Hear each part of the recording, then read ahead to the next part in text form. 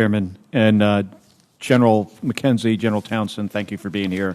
General McKenzie, congratulations on your upcoming retirement on the 1st of April. General Townsend, I want to follow up on a question that Senator Tillis in Tuberville asked specifically about the Wagner group.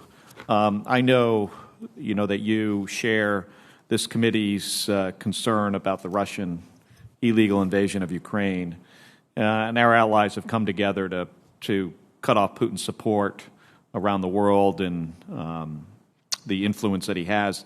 And I'm really glad we've taken these strong measures. It's necessary, and we need to do more.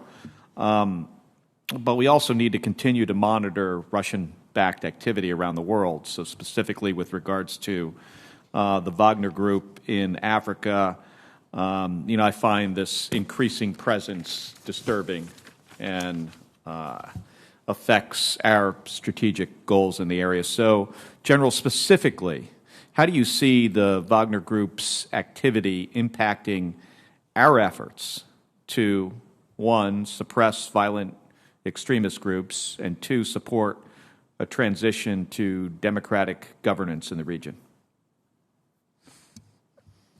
Thanks, Senator. I think in a number of ways.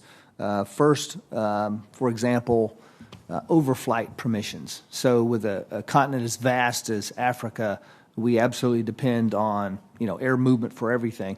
And when you see Wagner move in, they impose overflight restrictions, either through the government withdrawing permissions for overflight, or in the case of Libya, Wagner importing sophisticated advanced surface-to-air missile systems to protect their activities there, but also deny the airspace. We can see some of this playing out in Mali as Wagner first started arriving there, and now overflight permissions are becoming more challenging there. Then secondly, usurping partnerships.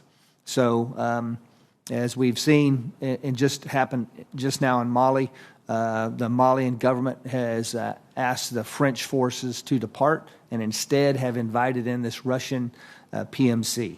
And I think that is disturbing. It's impacting our partnership with that same government as well. And I think that's not good for Mali's future. And what do you think the strategic goals that they might be advancing for Russian leadership would be?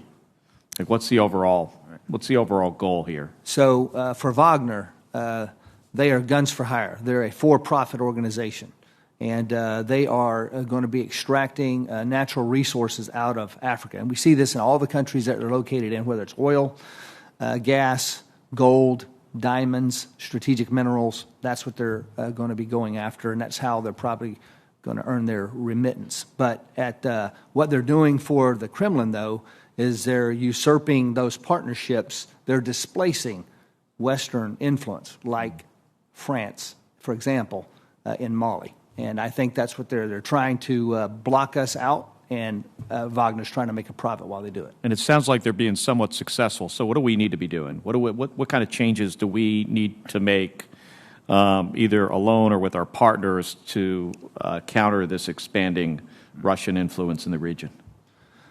Senator, despite their recent gain or success in Mali, and I think that remains to be seen whether they're going to be successful there or not. I predict they will not be successful in the long run. An example, though, is in Libya, where they have worn out their welcome there, and the Libyans, even the Libyans who the Russians supported in the civil war, now want them to depart. So actually, I think that they're probably their own worst enemy. So the Libyan people are now against this, I don't want to call it an occupation, but this force being there and amongst the community. It seems that in Mali, they do have support, general support from the public. Do you see that turning at some point? I do, and I think they're in their very early stages. They've only been arriving in the last couple of months, and they're preparing to get under operations. So I think that they will wear out their welcome. I do believe that. Thank you, General. Thank you, Mr. Chairman. Thank